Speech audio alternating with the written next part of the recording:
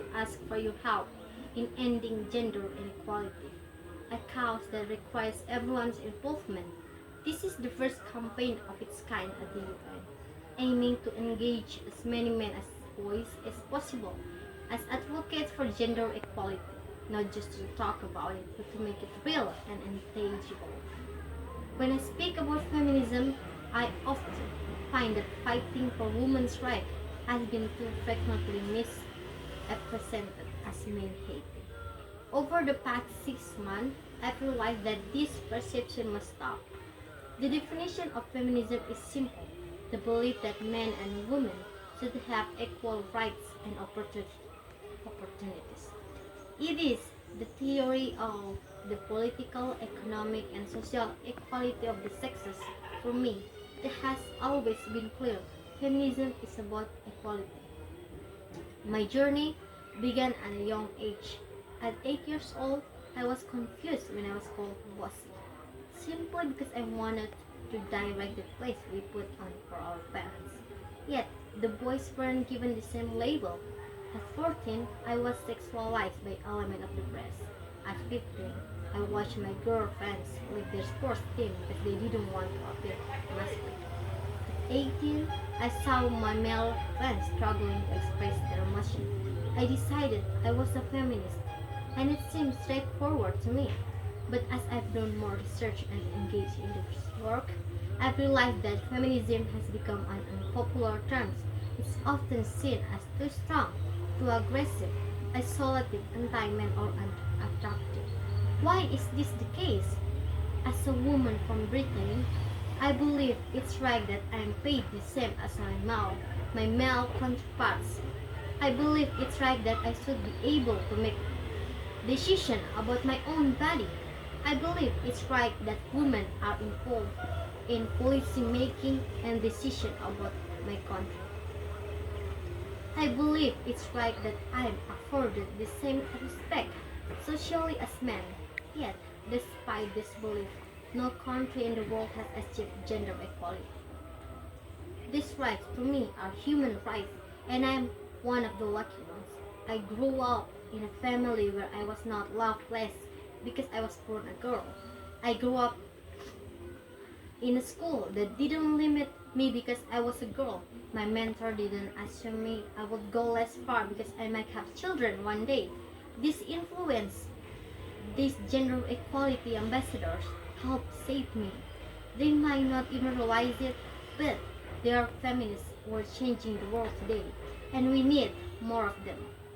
If you still find the word feminism is difficult, I urge you to focus not on the word itself, but on the idea and the ambition behind it. Because not all women have been given the same opportunities I have. In fact, statistically, very few have. In 1995, Hillary Clinton made a powerful speech in Beijing about women's rights. Sadly, many of the issues she highlighted remain unchanged today. What struck me the most that only 30% of the audience was male. How can we change the world if half of it is invited or doesn't feel welcome in the conversation? Men, this is your issue too. I've seen my father's role as a parent valued less by society, despite my needing him just as much as my mother when I was a child.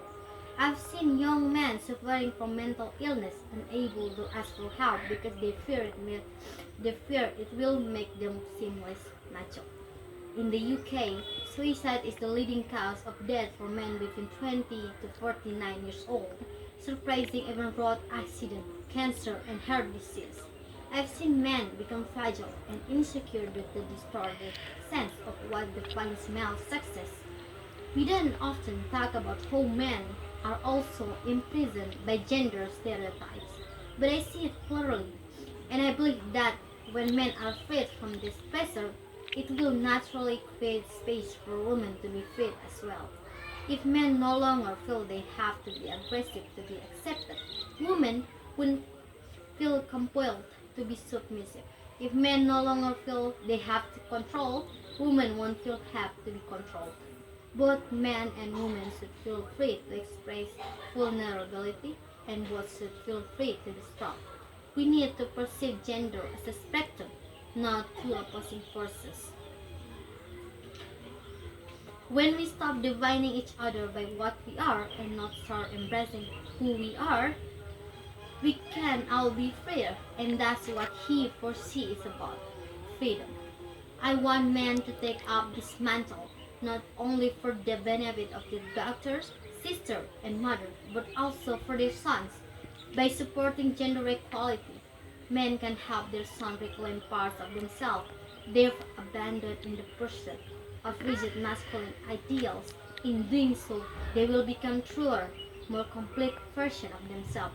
You might be wondering, who is this girl and what is she doing up here? It's a fair question, and I've been asking myself the same thing. I don't know if I'm qualified to be here, but I do know that I care deeply about this issue. I've seen what needs to change, and I feel it's my duty to speak out. As English statement Edmund Burke said, all that is needed for the forces of evil to triumph is for enough good men and women to do nothing. In my moments of doubt before this speech, I told myself firmly, if not me, who? If not now, when? If you ever feel doubt when presented with an opportunity to act, I hope those words will help guide you. Because the truth is, if we do nothing, it will take 75 years before women can expect equal pay for equal work. In the next 16 years, 15.5 million girls will be married as children.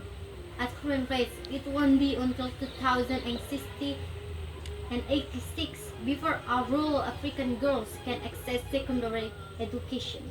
If you believe in equality, then you might already be one of the inadvertent feminists as I spoke of earlier. And for that, I applaud you. We are still struggling to find a uniting word, but the good news is we have a uniting movement.